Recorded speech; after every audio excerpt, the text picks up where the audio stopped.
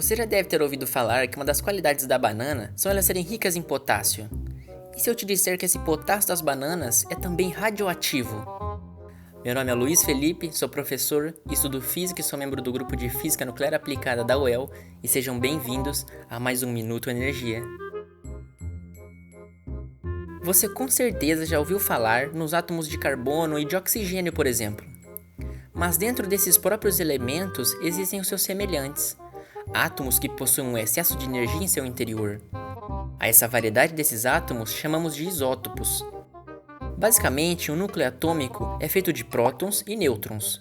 O número de prótons vai determinar qual elemento é um átomo. O que acontece é que dentro de um átomo, suas forças precisam ser estáveis para que ele não se desfaça. Se um átomo tem poucos nêutrons, o núcleo vai se desfazer.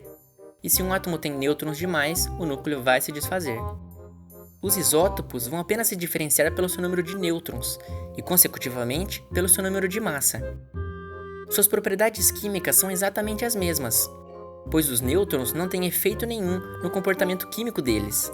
É daí que vem o termo água pesada, para uma molécula de água que possui mais massa que o normal. Esse isótopo de hidrogênio também é chamado de deutério. A água pesada era um produto usado em alguns reatores nucleares antigos, mas como tinha desvantagens, como ser radioativa, por exemplo, parou de ser usada por medidas de segurança e desenvolvimento de novas tecnologias. Inclusive na água que sai da nossa torneira, uma fração bem pequena dela é de água pesada. Mas é inofensiva por estar em pequenas quantidades. Mas para nós entendermos melhor isso de isótopo, imagine 3 maçãs vermelhas. Todas têm o mesmo aspecto, o mesmo sabor e o mesmo tamanho, mas podem não ser as mesmas no seu interior. Se cortar uma maçã, verá sementes no seu núcleo. Os isótopos são algo parecido com essas 3 maçãs vermelhas, com a diferença que uma terá 6 sementes, a outra 7 sementes e a outra 8 sementes, por exemplo. Exatamente como os isótopos. Usando essa analogia das maçãs, as sementes no núcleo seriam os nêutrons, e a maçã em si seria os prótons. Então, se mudarmos os nêutrons, elas continuam sendo maçãs, mas com quantidades de sementes diferentes. Mas se mudarmos os prótons, elas serão outras frutas, como uma pera ou uma laranja, por exemplo. O ouro é um elemento que possui 32 isótopos, e apenas um deles é estável. Todos os outros são instáveis, ou seja, os 31 irmãos desse elemento são radioativos. Na banana, como existe bastante potássio, que é um mineral essencial para o bom funcionamento do corpo humano, uma fração desse potássio está como um isótopo radioativo. Mas mesmo que existam muitos isótopos naturais emitindo radiação ao seu redor, eles estão em quantidades extremamente pequenas. Então pode ficar tranquilo, porque só se você comer 10 milhões de bananas em um ano para que a quantidade de radiação delas seja igual à quantidade de radiação de um raio-x, por exemplo. E ainda assim, como você sabe, a dose de um raio-x é muito baixa. Para se ter uma ideia, um exame de raio-x do tórax emite uma carga de apenas 20 microsieverts. Isso é extremamente baixo se compararmos com a radiação que recebemos do Sol em um ano, que é por volta de 3.000 microsieverts em média. E que ainda assim não é nada preocupante. Mas por que exatamente essa radiação natural não faz mal, você me perguntaria? E por que você falou em comer 10 milhões de bananas nesse intervalo de tempo de um ano?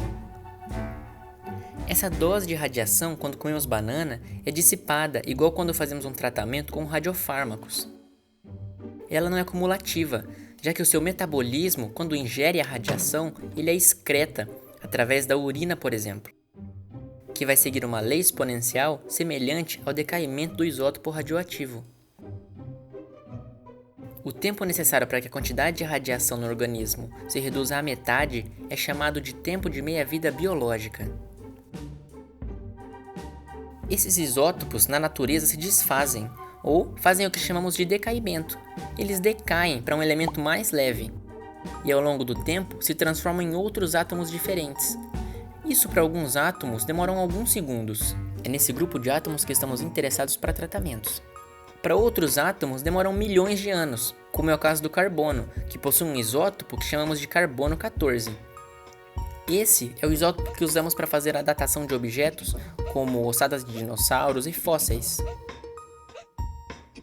Então, da mesma forma que uma digital pode identificar uma pessoa e mostrar que ela é única, estudar os átomos pode não só descobrir de quais átomos estamos falando em um material, como pode também descobrir a origem e a qualidade de água e de objetos.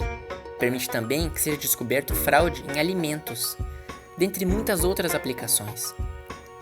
Mas, novamente, esses isótopos ocorrem também espontaneamente na natureza. E assim como mencionado no vídeo sobre as vacinas, o decaimento de um elemento para outro é natural.